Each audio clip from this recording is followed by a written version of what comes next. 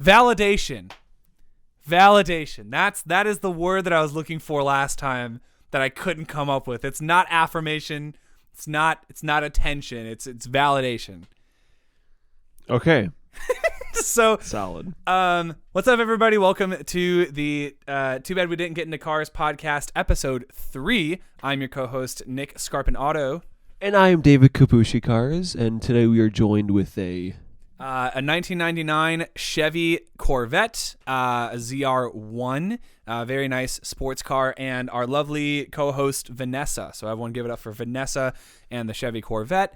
Happy Wednesday. This is the last Wednesday of April. So be sure to enjoy this chilly weather while it lasts because, dude, it's only going to get warmer and hotter and ickier, and I hate summer so much. Thank the Lord. Okay, well, get this trash weather out of here. You're talking to two people with varying degrees of appreciation, no pun intended, with the degrees. No pun intended. I love chillier weather. So this is what I thrive in is colder weather where I can wear a hoodie and actual pants instead of shorts and tank tops.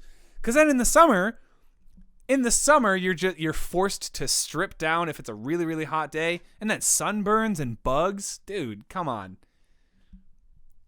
Driving down the street with those windows down. Ooh, boy. Okay, summer nights slap. Boy. Summer nights are really great, especially summer nights on the beach. I'm a big beach boy. So I will absolutely take a summer night on the beach, because you can be next to a beach in the middle of summer wearing a hoodie and pants, and you'll be like, this is perfect. I can hear. I'm not going to get on the topic of beaches because honestly I could go on for hours and hours, and we don't have that long. We don't have that long. But yeah, anything cool happened to you in the last week, David? Cousin Alicia got married. Woo! Congrats, Alicia. I was at the party till like 1:30 in the morning, and I'm usually asleep by 10:30. I was gonna say 1 a.m. is new. 1 a.m. is very uncommon for you. Then I didn't get home until 3:30. All right. What the hell? And I'm still recovering. Yeah, it must have been fun though. It must have been fun getting to dance and see everyone in fancy clothes, and weddings are fun. Weddings like that are fun when it's because it's like we're not in school anymore, but it's kind of the equivalent of what school dances used to be, where there's food and there's drinks and there's dancing and there's a DJ, and you'll hear Uptown Funk a couple of times, or September by Earth, Wind and Fire, or what's another really the Cha-Cha Slide. You'll hear the Cha-Cha Slide. We had the Cha-Cha Slide. Every wedding. Every single wedding. I don't care. Okay, maybe not every single wedding. But I have been to a lot of weddings, a.k.a. like 3 in my life. Dude, I haven't been to one in like probably at least 10 years. Since you were a kid. I guess that would make you a teenager. And then 15? I have another one in September. Oh, goddamn. Look at you. Fall really is wedding season. Fall... This time through summer into fall is wedding season, spelled SZN for anyone who was wondering. It's what the kids say. It's what the cool kids say. I got called a kid yesterday. That felt weird by someone who was in their mid 30s, and someone made that exact joke where I was in a room with a couple of older folks like in their 30s. It's not old, it's just older than me. And the phrase "that's what the kids say" came up, and then they pointed at me. They're like, "There's a kid right there," and I'm like, kinda. I mean, I'm on TikTok. I use Snapchat, but I've never attempted a TikTok dance. I don't have any shares of Bitcoin. I did find out that Elon Musk bought Twitter. If that means anyone, he did. That means anything to anybody. I don't use Twitter a whole lot. I only ever use Twitter if like a mobile game that I'm playing has a campaign, and they're like, if you tweet this and if you share it on Instagram or whatever, like that's almost exclusively what my Twitter is for. Is just for retweeting. It's retweeting Dokkan. Yeah, retweeting Dokkan or Pokemon Masters or. Dude, one of these days we're gonna talk about mobile games. But I don't. When we have no other game to talk about. Honestly, yeah, because episode 3, I think we're hitting our stride. I honestly feel like we're hitting a pretty decent stride. because we got some cool stuff to talk about. We got some cool ideas too. So today we're going to be discussing the series Breaking Bad and its spinoff Better Call Saul, which we're on opposite ends of the spectrum here because he has seen all of both. And Better Call Saul is still airing. All of both. Breaking Bad on my third time right now. This third time. I have, on the other hand, have never seen it, not even once. I got like 3 episodes in, so we'll talk about that. We're going to talk about our best or our worst concert experiences. We can do both. Yeah, we can do both. We both collectively, we've been to a bunch of concerts. We're concert people. We're music people. So I'm sure we have a myriad of stories to share. And last but not least, after 2 weeks of prolonging it, we're finally going to talk about Resident Evil because I genuinely feel guilty for anyone who's watched or listened to these podcasts hearing that we're going to talk about Resident Evil and not getting that satisfaction. But yeah, and we talked over the idea earlier. We're also going to film a bonus episode. So we'll get into it a little bit more towards the end of this episode. We'll tell you where to go, where to find it. And it will not be on listening platforms at the moment. It'll just be on YouTube. So we'll try to, think of some good stuff to share on that. If you like hearing the sound of our voices or the sounds of our faces, the way our faces sound. So, but without further ado, let's get into our first topic of the day. So, Better Call Saul, Breaking Bad. I'm going to let you start because I, again, have very little experience with the shows, but I want to hear your take on. Let's start with Breaking Bad. So spoilers ahead, but I want to hear. No, I'm not going to spoil anything. Actually, okay, cool. I will talk exclusively unspoilery for the first time in this podcast so far. I mean, I guess I haven't seen it, so I appreciate that, but maybe I should also be ashamed of myself. Who's to say? Yeah, because I mean, this show was huge, early 2010s. Yeah. When it was on. And then I remember people in high school talking about it a lot, and I just didn't care because it wasn't Metallica. Right, so it wasn't obviously lame. It wasn't heavy metal or just Metallica, I think was your whole thing. Yeah. So I actually started watching it in 2018 because a little channel called Cinemassacre put out a video talking about Breaking Bad. Shout out James. I believe it was like April or May or something in 2018. Yeah. And he basically said like he was in the same boat. He heard all the hype about it, and then he gave it a shot, and then he was hooked. And then he was like, yeah, this is actually one of the best shows I've ever seen. That's high praise. And so I was like, all right, I'll give it a shot. So I watched it. You want a Tootsie Pop? No, I'm good.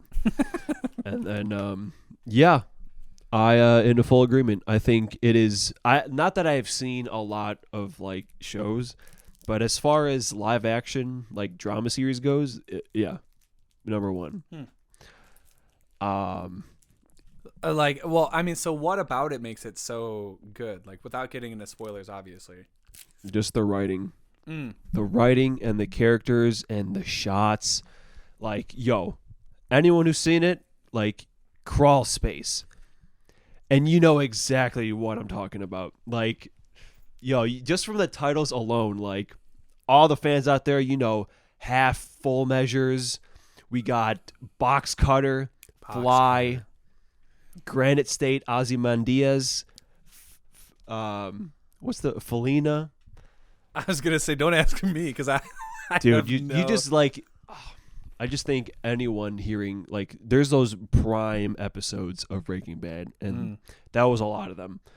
But yeah, I actually, I remember finishing it when I was visiting my friend Jason in California. Shout out Jason, Cali. Which was in July 2018. So I cleared through it in like 3 months. Yeah.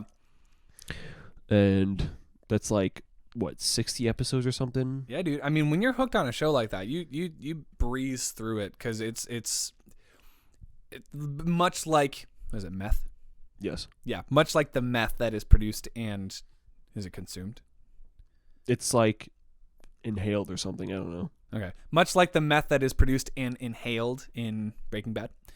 It's very addictive. I've only heard. So I myself, I think I feel similarly to how you feel, but the scope is a lot smaller because I started the show, I think sometime in college. It must have been my freshman year. So it was also 2018. No, 2014. And because I remember I was watching it on my laptop because I didn't have a TV in college my freshman year. I had a laptop. That's how I watched Daredevil. That's how I watched the Netflix shows. And I started Breaking Bad for the exact reason that you had stated, because there was a lot of hype around it. And at that point, it was fairly new, I think. I don't think it started. I can't remember when it started. I don't know. What started? Breaking Bad? You want to look that up? I think it was like 2009 or something. That old? I mean, I guess it ended. Because it ended in like 2013 or something. Yeah. Yeah, no, you know what it was? I started Breaking Bad because I knew it was ending, and I wanted to see if I could get to the end of the show. I wanted to see if I could get to the end of the show. Yeah, 2008 to 2013. 2008 to 2000. Yeah, so that must have been the only reason. And I started doing this with Game of Thrones too.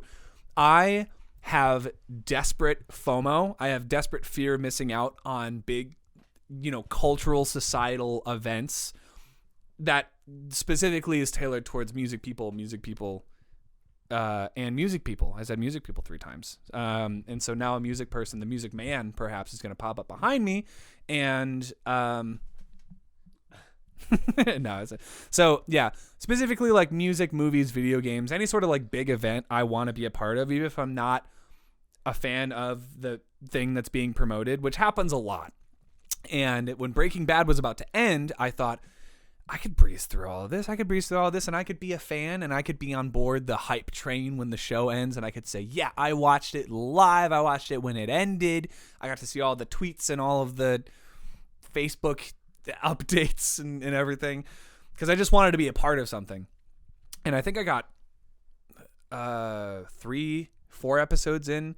Whatever the episode is where Walter is in the basement, I don't remember how early in season 1 that is, but he's chained up in the basement. Oh, yeah. Yeah. And then at the end of that episode, when he finally gets out, I was the reason that I cite every time someone asks me about Breaking Bad, I was too emotionally drained, because the end of that episode is very, I don't know, man. I was like tearing up, and I was exhausted because a lot had happened in such a short amount of time.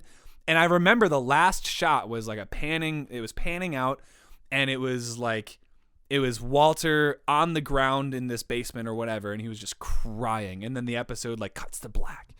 And That's crawl space. That's crawl space? That's like end of season 4. Really? Yes. Then what was I watching? That was literally the shot. Because I remember Donkey used it in his Mario Kart video. Yeah, like maybe he's laying there, and it's the camera's panning out. Oh no, it must have been a different basement then, because maybe was he bald? No, he had hair. Huh. It was like super early on. So anyway, I was just sitting in my chair staring at a blank like Netflix screen. Just I was so tired, and I was like, I can't do this. I can't do this. That's why I stopped BoJack Horseman too, because I was like, this show would actually probably kill you then. Yeah, dude, I've heard it's just a lot of that. I've heard it's just a lot of really stressful and stress-inducing situations. Dude, like I said, everyone, Oh, Face Off. How did I forget Face Off? With John Travolta God. And Nicolas Cage? No. The episode Face Off, dude. That's what I mean. Like, it's so good at like making cliffhangers too. Like, just like when the episode ends, yeah, it ends in like a spot where you want to continue. And then I can imagine when it was airing new weekly, having to wait. Yeah, and especially the way season 3 ends. I forget what the episode's called, but the Jesse gun, and then it was like a whole year before season 4 premiered, and I can only imagine how awful it would have been waiting for that next season. That's the thing about trying to watch shows as they air is like, I had this revelation with My Hero Academia because I had, and we have very similar experiences as far as watching it go. We got to binge. For me, it was seasons 1 through 3, and for you, it was seasons 1 through 4. And when it came time to watch the new season as new episodes came out, it sucks, man. It sucks because it's like you want to continue, like especially if you started the show binging it. It's such a different experience to have to wait for the next episode. But with anime specifically, and this is the last time that I'll bring up anime for today, I promise. Probably not. But with anime, I immediately turned to like the manga because it's several, I would say like a season or a season and a half past where the anime is. And then you just get to the same point in the manga. So if Breaking Bad had a manga, which honestly, people who make manga, this is your time to shine. Just say that you were listening to a podcast with a couple of dumb guys and they said, it'd be a good idea, Breaking Bad manga. And then make it. And so we'll watch it. We'll watch it with our eyes as we read. We'll read it. But yeah, so is Better Call Saul like similar tone wise? Like, because the show's not over yet, so I'm sure there's a lot of story things that haven't completely come full circle. But like, is Better Call Saul in the same kind of tone arena as Breaking Bad, or is it like very different? It's kind of, because on one half you have the Saul stuff, so it's a lawyer show. But on the other side, you have your Gus, Mike, Nacho, like the characters you knew from Breaking Bad. Yeah. Like, the thing I think is really cool about Better Call Saul is like everyone, literally everyone except like the main cast of characters from Breaking Bad is in this show. Really? All these minor characters all come back in Better Call Saul. I think that's really cool. Well, and I'm just reminded of this. We saw Giancarlo Esposito at C2E2 this past, what was it? Not August. It was in the winter. It was February, maybe? Or March, something like that. Something like that. And that was my first exposure to that specific actor because he plays Gus Fring. He plays Gus, yeah. And just hearing him talk about Gus specifically was, one, it was very cool because I'd never been in a room with a professional actor before, like to that degree. But also, I could feel in the room the amount of respect that everyone had for this man and for that character and for all the characters that he's played. So I could imagine one of the biggest decisions when bringing back everyone for Better Call Saul was, well, people still want to see the characters, right? So like, and they're even talking about making a Gus show. A Gus show? About his uprising to power. I mean, that, as someone who's never seen either show, I think that'd be cool. Because Better Call Saul, like in the beginning, it's a prequel, obviously, so you see where Saul came from. But Gus, he was still the man we knew from Breaking Bad. Kind of where he was already. Yeah, so yeah, they were talking like a rumor about like having his rise to power because he's like a big part of both these shows. I mean, that's the thing with big properties is from a business standpoint, it only makes sense to milk it for as long as people are interested. That's why we got the Joey sitcom after Friends. That's why we got Frasier after, what was that, Cheers? And, very, very different sides of the same coin. But hopefully this Gus show turns out well, and not even thinking that far ahead. Hopefully Better Call Saul ends in a really satisfying way. Yeah, because they showed that Walt and Jesse are coming back. Yeah, and I think that's goofy. I think so too. Because it's you just let that be a surprise. I understand trying to generate hype for an upcoming episode. And I don't think you need to generate hype for Better Call Saul, frankly. Yeah, I think it's like a Marvel movie. All you got to say it's happening, and you get hyped. Yeah, do you really even need to see a trailer for it? No, I think it's doing that well enough on its own. So yeah, maybe this is my sign to get back into Breaking Bad. I'm about to finish the show I'm watching now. So, I don't know, man. Yeah, we are on the final season of Better Call Saul. Oh, shoot. 3 episodes in as of recording this, and episode 3, something happens because I don't think this is a spoiler, but like there's characters in Better Call Saul that are not in Breaking Bad, so you know something's gonna happen to these couple of characters. Oh, I see. So like new characters to Better Call Saul. Yeah, because it's a prequel show. Yeah. So, and it's like, okay, well, none of these people ever show up in Breaking Bad, so what happens to them? Right. And we find out what happens to one of them in this 3rd episode. And it was kind of crazy. Yeah. So, I don't know, man. I think that Breaking Bad is one of those shows that, like Game of Thrones or like, oh man, I don't know, like when we were growing up and not adults, like The Wire was a big show that you hear a lot about. Just like cultural phenomenons that happen every once in a while, and it's like you got to watch that. Stranger Things, same thing. It was like everyone was talking about Stranger Things when it came out. Or 13 Reasons Why. 13 Reasons Why. Yeah, I succumbed to that too. Like I watched that when it aired. I actually remember I watched that entire first season in one single day. How were you okay? Like how that's a lot to go through in a single day. That's a good point. I mean, I started really early in the day and it ended very late at night. Yeah. And I took breaks in between, but I just, you have to. I guess I was just curious. And man, what a stupid show to like make more. It was like 4 seasons. Yeah. I watched the second one, not to get too off topic, but I watched the second season of 13 Reasons Why, and it was so stupid. It was just a big court scene, and every 5 seconds someone was crying, and I was just done with it. Yeah, well, because the show, the first season at least, is based on a book. Like, it's based on an actual book, and then it was so successful that they went off script and they made something. Apparently season 4 is wild with its concepts and everything that they're trying to do. I guess Clay is being chased by like a cyborg.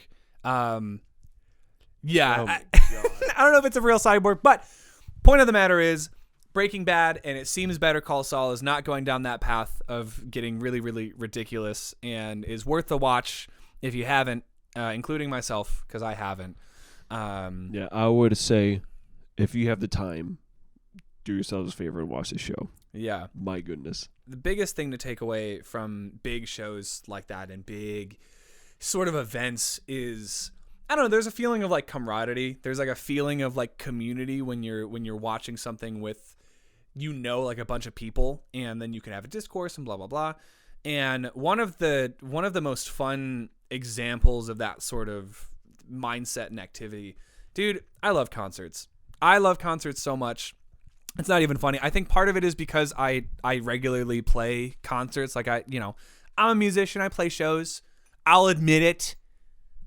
It was a very brave thing of myself to admit on live TV, on camera. But David's played shows too. Like he once upon a time, I also played shows. Yeah, and we have even played shows together. I put out an EP like last year, and we got to play a couple of those songs together. So we both are live music people. We love live music and appreciate it. So, we end up going out and seeing a lot of artists that we either like or we don't like or we have never heard of. And there are plenty of shows that we've been to that fall into either of those categories. And a couple of them that we've been to together include, like, we went to go see Metallica live at Soldier Field. That was cool. And we also saw Def Leppard. Yeah, we saw Def Leppard with Poison. I think that was our first concert together.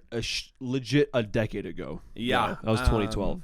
But I could go on about our history with shows that we've seen and played before. But I want to hear about our best and worst concert experiences. So David, I think we should start with the best. I think we should just start with the best. Open up, with a nice. A nice subject first, and then get into the nitty gritty after. I have a couple ones.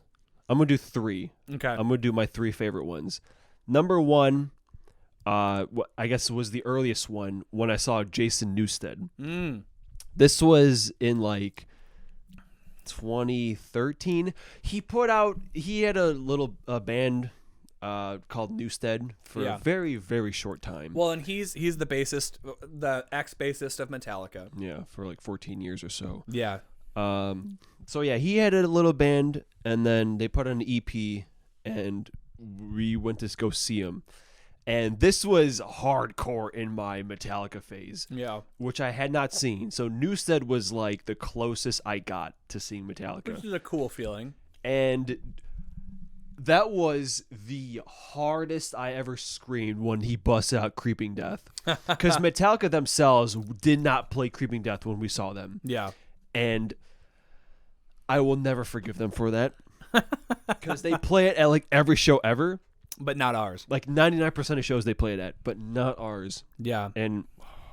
But when Newstead playing out, anyone who's seen Creeping Death live knows that there's like that breakdown in the middle where they're screaming die for sometimes like 20 seconds or maybe even like 2 minutes. And I was going absolutely ham, screaming die. Yeah. And yeah, just his... The only acceptable time to do that, by the way, is at a Metallica concert. Yeah, you're just in the subway. Die! Die! But, I mean, if you're in Chicago, you'll probably fit in. Yeah, you'll hear that a lot downtown Chicago, especially if you're driving with the windows down. I think it's every 5 seconds, maybe. I might be rounding up, but every 5 seconds you hear someone shout at the top of their lungs, die. Yeah. Yeah, what about another one? But yeah, I don't know. But that whole EP and album are really good. It sucks that it lasted so little. But yeah, that was the first one. Next up, Rush. Yeah. With their Clockwork Angel show. Which is one of your favorite albums of all time. It is my favorite album of all time. Oh, dang. So naturally, when they play 90% of it live, I'm going to lose my mind. Oh, yeah. I mean, and seeing Neil Peart, too. Like, that must have been... Yeah, and as a drummer. Yeah, seeing his solo and everything. But yeah, they played every song off of it except BU2B. BU2B, yeah. I think you showed me that one. Which was my favorite song off the album at that time. No. And it's like, that's like 6 minutes. Yeah. You couldn't have fit 6 minutes and play the entire thing? I mean, because how long was that concert? Like 3 hours? A long time. Yeah. Well, so that's 2 concerts in a row now, seeing some of your favorite bands, and they didn't even play your favorite songs. Okay, well, no, just on that album. Oh, okay. Not my favorite Rush song overall. They played that one. Subdivisions. Shout out. Great song. But yeah, and they brought out the whole orchestra. And I'm a firm believer in, like, if you add strings or symphony to anything, it's automatically better. Yeah. Especially live. And it was just a great experience. And then I guess the third one was the first time I saw Devin Townsend. It was like the day before Thanksgiving or something. Yeah. First time I saw him, I was very new to him. But, like... they had like the meet and greets, and I got to meet him. I took this photo, insert the photo now, and I was just like, "Hey, Dev, can we take a photo where you just act really surprised to see me?" And then we took that. But yeah, I got to meet him, took that photo. I got to take lessons from the drummer RVP. What? Yeah, Lessons? I got a whole hour. What the hell? Lessons with the guy. And after the set. I think I talked about this in my Devin video, I think.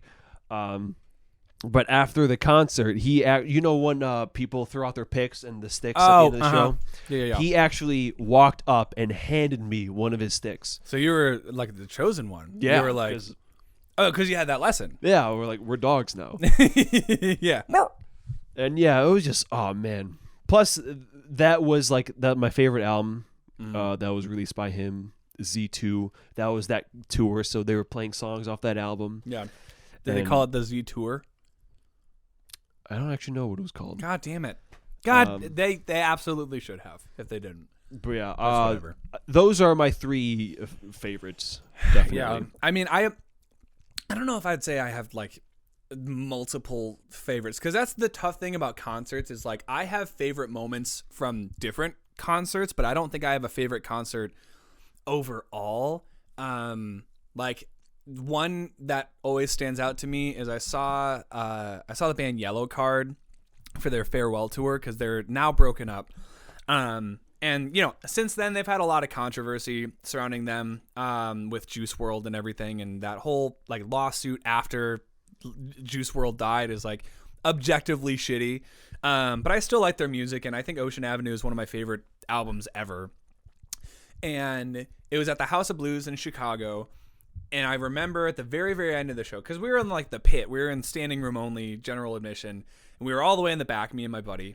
And they saved Ocean Avenue for the last song of the night, because they knew that people weren't going to stay if they had played it early, and they were like, I don't know the rest of these songs. So they were like, all right, we'll give you what you came here for, fine. And they broke into Ocean Avenue, and the floor at the House of Blues in Chicago, when everyone's jumping at the same time, it's the coolest feeling in the world, because it feels like you're gonna fall through the floor. It's just it's like that was the moment that I knew, like, yeah, this is a good time to see him. This is a good show.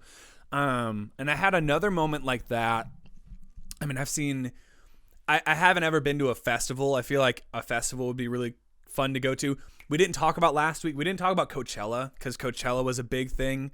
Was that last week, 2 weeks ago? Well, none of us were there, so. Yeah, I mean, none of us were there. I just knew it was a big like music event. And like the only like festival that I've been to, I went to like Mayhem Fest in like one of our suburbs. And like there was one night that I got to see the 4 headliners on the big stage. It was Machine Head, who went on first, thank God. Megadeth, Slipknot, and Disturbed. And I was like, I wasn't as big of a fan of like Disturbed and Slipknot at the time. Like my stepdad's a huge fan of Slipknot, and he had seen them like 10 times at that point. But that was a really, really cool experience, because I didn't really care for Machine Head, but Dave Ellefson, who played bass in Once Upon a Time. Yeah, another controversial musician. But at the time, I think I was in high school. I must have been like 14 or 15. And I was super into drawing, and I knew I was going to see Megadeth, so I drew Vic Rattlehead from the cover of Rust in Peace. And my mom and my stepdad, they found out that he was gonna do meet and greets before the show, like under a Jägermeister tent at the festival. And so they took my picture, like that I drew, which had been shewn up by my dog the night before. And they took it to him, and they got a picture with him, and he signed it, and he was like, wow, this is really fucking cool. And it was one of the coolest moments of my life, because I was like, I need to pose with this. I need to take pictures with it. I don't know where it went. Wait, so you didn't meet him? Your parents did? I didn't meet him. My parents met him. My parents met him, and they got the picture signed, because I wasn't old enough to go under the tent, because it was Jägermeister. No. Yeah, so, but that was a really cool moment, getting to see them live. And honestly, seeing Slipknot live was really cool, because I had a lot of friends in high school that were fans of theirs. They go off the walls, dude, because they have like 10 members, and they have one dude in the corner of the stage just like banging on a garbage can, you know. They have another guy that's like climbing up like the side like wall of the stage and jumping off, and that's all he does. It's just like climb shit and jump off. So it was a fun show. And then one that was really fulfilling recently, I got to see Reliant K in February, I think. And their album Forget Not Slow Down is my favorite album of all time, and they played a couple of songs off of that. Weirdly enough, also at the House of Blues. All right, so we both had our both got to see stuff from our favorite album live. Yeah, so it ended up that was a cool one, and that was also my most recent concert. Yeah, it was just fun. It was my first concert after like post quarantine. So I hadn't seen live music in like 2.5 years. So it was really cool. But I think now it's time we got to talk about. Wait, do you ever see a concert like out of state? Do you ever travel for one? No, I haven't done that yet. I think we're gonna have to do that for John Mayer, because his concert is this weekend. And I don't have the money to pay for a ticket right now. I was gonna say, because I saw Buckethead in St. Louis Ooh. I saw Baroness in Wisconsin, I think, or Indiana. Yeah, one of them. I saw Between the Buried in Michigan. Ooh. And those were like really good experiences just because, just hanging out with like, my band and You had to go out of getting state. a hotel night. There was one, I forget which show it was, but after it there was like a jazz club, and we just went in there just on the fly, and we're just like hanging out in this jazz club. There was like 3 guys just jamming out. Yeah. And it was just a really cool experience. Yeah, St. Louis is great for jazz. Because I've been to St. Louis just with friends a couple of times, and there's a lot of just jazz bars, which is so sick. I think As far as worst, yeah, I only have one bad experience. I think you told me. But about I have this. a bunch of bad openers. Yeah, that comes with the territory. You go see a band that you really like, and then obviously their openers might not be as well known, and they're still working on their show, or maybe it's just like a little outside the genre of the show overall. But yeah, do you have a worst overall experience or opener? Well, my least favorite experience was the second time I saw Ghost. It's the only concert I've ever been to alone. Oh. So, and I did not want to drive downtown, so I took the train there. Yeah. And I had to deal with their schedule, and I don't remember too much about the night. I just remember everything except the moment they were playing was awful. Oh no. Just being alone, it sucked. Yeah. But like as soon as they went on the stage, it was awesome. And man, I swear to God, every concert I've ever been to, somehow, before it starts, I'm standing there. It's fine. Yeah. And then right before the band goes on, some guy who's like taller or just as tall as me no comes right in front of my face. And this was one of them. Dude, I'm convinced there's a government organization that just collects tall people and sends them out and targets individuals. Like that scene in The Winter Soldier where they have all of like the aircrafts that are like targeting people on the ground. Government has that, but for concerts, where they just target people who look like they're about to have a really good time and just send in like tall operatives, Yeah. Because it always happens at the perfect time for like the best shows. And it's like I'm a tall man myself. Yeah. So obviously I know I'm Are probably you working doing with the government? maybe. Yeah, maybe. And I think I'm probably doing that to people behind me. Yeah. But the thing is, like, when I get to a spot, I stay there. Yeah. So anyone behind me, like, has plenty of time to, like, figure something out. Sure. Or if they go back there, they know what they're in for. Right. Not, like, right before the show starts, some guy just, I'm going to squeeze right in here and block your view. It's a very Midwestern thing. I'm going to let me get in front. So that was, like, the only bad experience. Yeah. But, man, the list of bad openers. Off the top of my head, Youth Code. You ever hear of Youth Code? Did you show me Youth Code? I think I showed you Youth Code. Yeah, there's no like recorded music, so you had to go on YouTube to find them. Yeah, this was actually for the Baroness show that I went to Wisconsin or Indiana, or one of those two for. Yeah. And this opening band, I swear, I was like, what is this? It was just some dude with like a keyboard playing some like industrial stuff and some lady in the microphone just like screaming into the mic. And every song.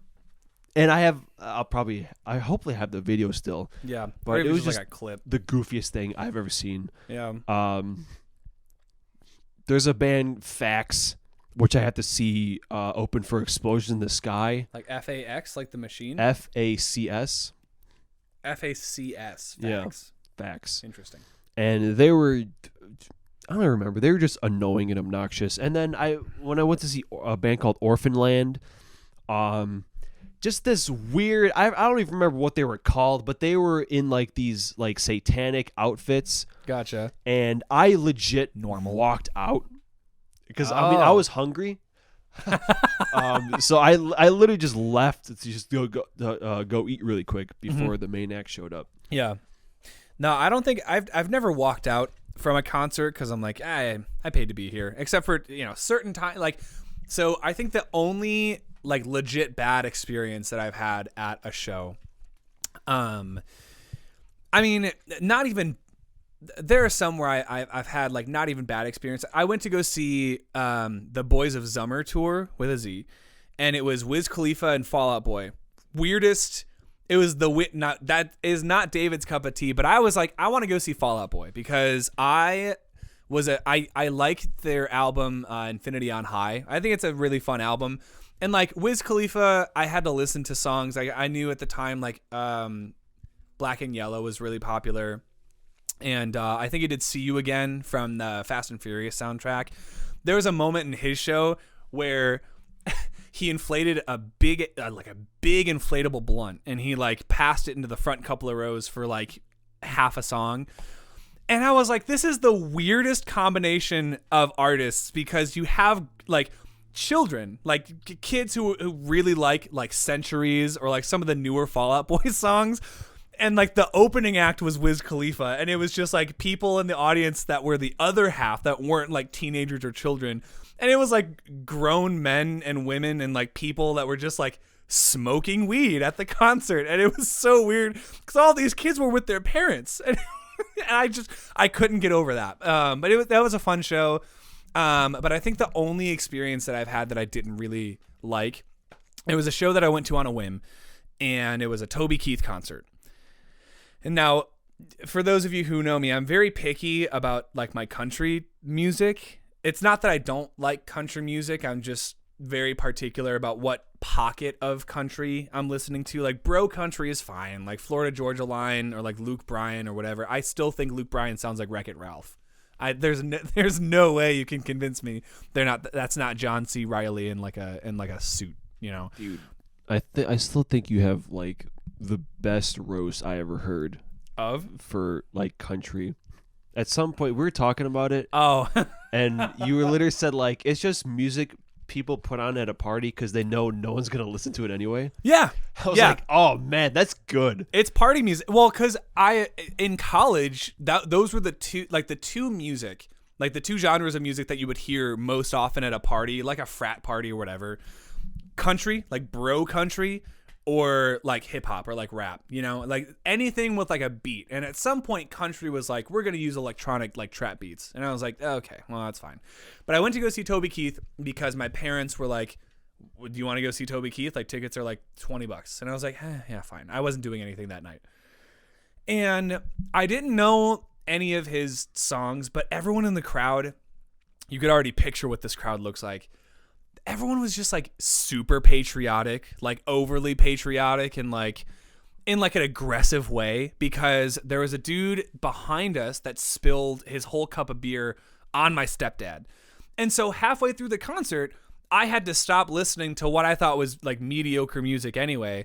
And my, two grown men who had been drinking that night were just arguing and like threatening to kick the other person's ass. It was like that episode of South Park where Randy like goes around at like Little League. You want me to kick your ass right here? Randy, sit down. You want a piece of me? Because I'm pretty sick of your goddamn mouth. What do you want to do, huh? What do you want to do? That was the whole conversation was like, I didn't hear a bell. Like I didn't, and it just felt like that. And I was like, at least it wasn't a concert that I was looking forward to going to and like hearing, and it was like, it was entirely the drunk dude's fault. Cause like my stepdad, great stand-up guy. But like if someone is trying to like pick on him or, like get in his face, he's going to get right back in their face. So this drunk dude who was obviously at fault for spilling the beer cause he couldn't handle a plastic cup, as well as everyone else. I don't know. It just kind of spoiled the rest of the night for me.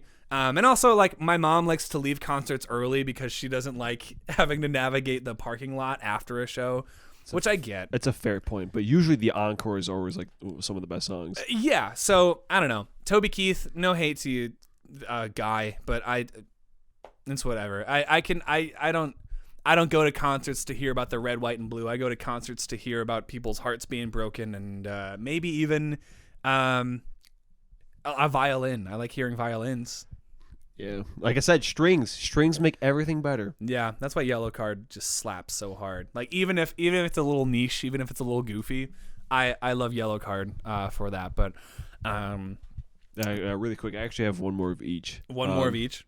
best. Dude, one of the craziest shows I've ever seen was the Buckethead one when I went to St. Louis. Just because, if you know who Buckethead is, he's just one of the greatest guitar players like ever. Yeah. Also has one of the biggest discographies ever with almost like 400 albums. Yeah. So that's pretty cool. But yeah, because there was a whole section of his show where he stopped playing guitar and he does like nunchucks. He whips out nunchucks and he's like starts like doing whatever with them. Yeah. And then he starts like dancing and stuff. And then for some reason he also like hands out toys to the crowd. Sick. Cool. Yeah, he has like a bag of toys and he just gives some to everyone. And I actually got one. Huh. I got a Scooby-Doo toy. Scooby-Doo! Which I still have back home. This is like Scoob. Yeah, it was just, I was like, man, like what am I seeing? This is that awesome. Guy's got a bucket on his head. All right, worst one. And this is the one round. I told you about, I remember. A little band called Joseph Stalin's Musical Endeavors. And you hear that name and you're like, what the hell is this? And they're a meme band. If you ever watched the Important Videos playlist on YouTube. Oh, right. The one where the kid is like, did you ever have a dream that you could, that thing? And there's like metal playing under it. Uh-huh. That's them. That's them? That's Joseph Stalin. I love that video. I mean, it's a fine video, but like you go see that live and they're busting out like these Katy Perry covers and stuff. You did tell me about this. And I guess it was some girl who isn't technically a part of the band, I don't think, but was like singing for them that night. And man, at some point, like her boot got untied.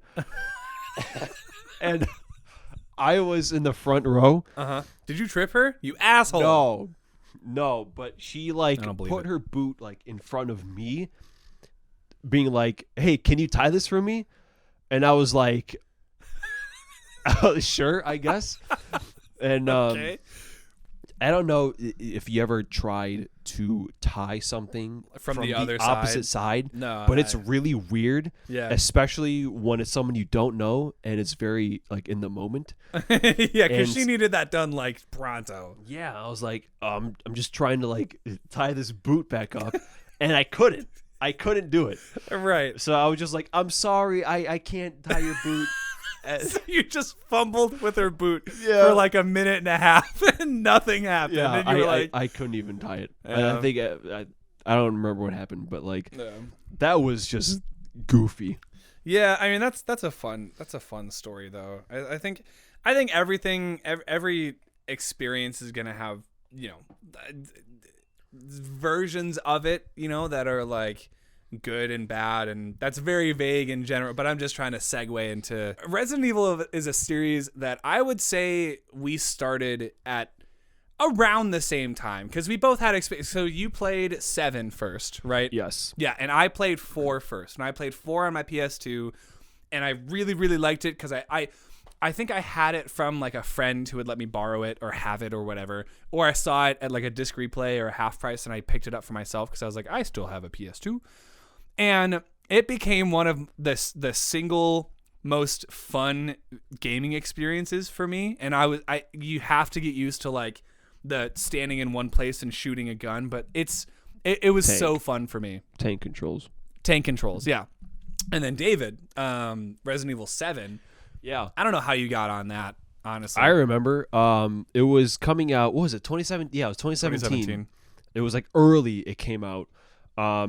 Obviously, my friend Jason played the hell out of Resident Evil 4. Like one that was new. Yeah. Like we were friends for a long time. Goodness gracious. But like, so I remember seeing it, but I never played it because I didn't really care for horror too much in those days. Sure.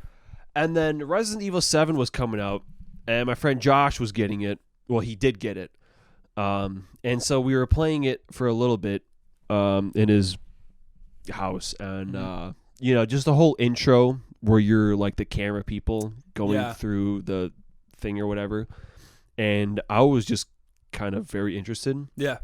So I was like, forget it. We're going back to GameStop. I want to get this game too. It's a good hook. So we went back. I got Resident Evil 7, and then I played it myself. And, dude, I don't know why, but I was just hardcore into this game. Yeah. So hardcore that I actually watched 4 other people play through the game. Like in real life? Yeah. I mean, not in real life, but Oh. like some people I watched on YouTube. Sure. Four entire ass playthroughs. Just because I want to see what they thought about. And then we went through it with you. Yep. That was like 5 times then. Like, oh my God. Yeah, so after we went through Resident Evil 7, and I had played 4, I think like Resident Evil 2 Remake or Resident Evil 3 Remake. No, it was 2. Yeah, Resident Evil 2 Remake had recently come out, and David was like, dude, we gotta play that.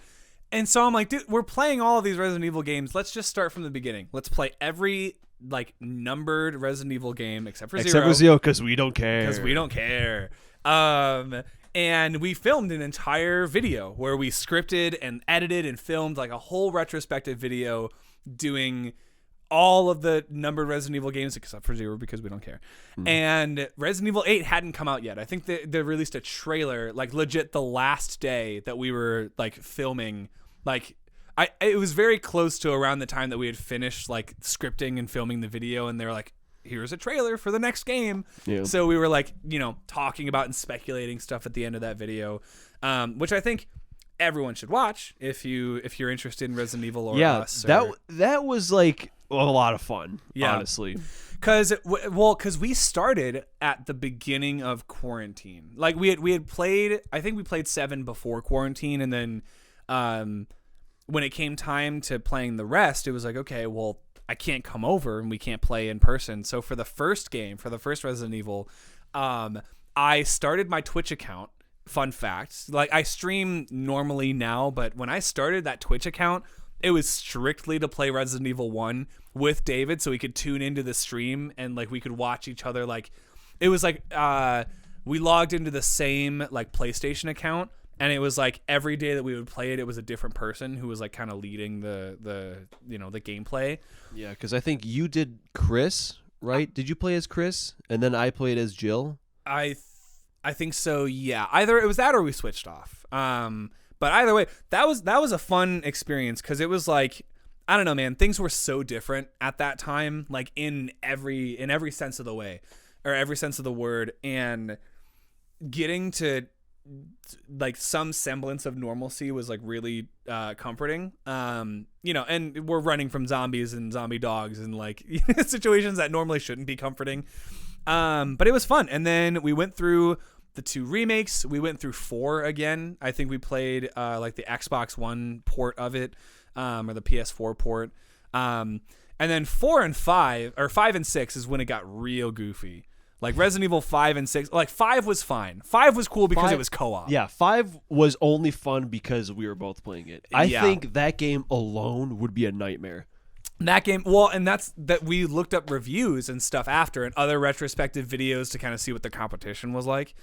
And everyone was like, Resident Evil 5 with the CPU, like playing with the computer, it's a nightmare. It's terrible, especially those sections where your partner has to get to a bridge or something to like lower things down, and you're just stuck like killing a horde of zombies. It's like with the computer, it's with another person, it's bad enough because like sometimes the objectives are hard to read, but with a computer who is designed to have to act stupid so as to buy time for you to actually play the game, it's got to be terrible. But it was a fun experience overall, and it had what was one of the hardest like final missions. Was that 5? Where like, no, that was 6. Because Wesker came back in 6, right? And that was the mission where like one person was running away from him and the other person was like stuck in the volcano. No, that was 5. That was 5. Was that the Chris story? That was the Chris story because that's where he punches the boulder. Yeah, the boulder. Oh my God, he punches the boulder in 5. Yeah, it was or 6. Was it 6? It was. I have a feeling it was because Chris's story in the 6th game was with the guy with the Wesker's. No. Yeah, just the random soldier dude. Yeah, and who ends up turning into a zombie at the end of the game. Yeah, so it was 5 where you're running away from. I think it's Wesker, or yeah, it's Wesker. Yeah. So then 6 comes around, and it was co-op. But in our retrospective video, very quickly, like, it was arguably the worst experience. Yeah, it was awful. Well, because my theory is that they started production on that game, and it was supposed to be a Leon game. Because you go back and you play that Leon campaign, and it is the only, like, legit the only campaign that feels like a Resident Evil game from the ground up. Because, like, We also did not play Ada's campaign. we didn't. Because by then, I didn't care. Yeah, because we had gotten through essentially what's 3 different games worth of time and energy. And, like, the Chris campaign is legit just, like, it's just a military shooter. It just feels like the campaign for, like, a Call of Duty game or, you know, whatever. And then the Albert's Son campaign is the weirdest out of all of them because it kind of feels like an Uncharted game because there's a lot of, like, traversal and you're jumping through, like, mountains and you're like climbing on platforms and stuff. And, like, we saved the Leon campaign for last, which I think was a good move because it ended up being, like, the best one.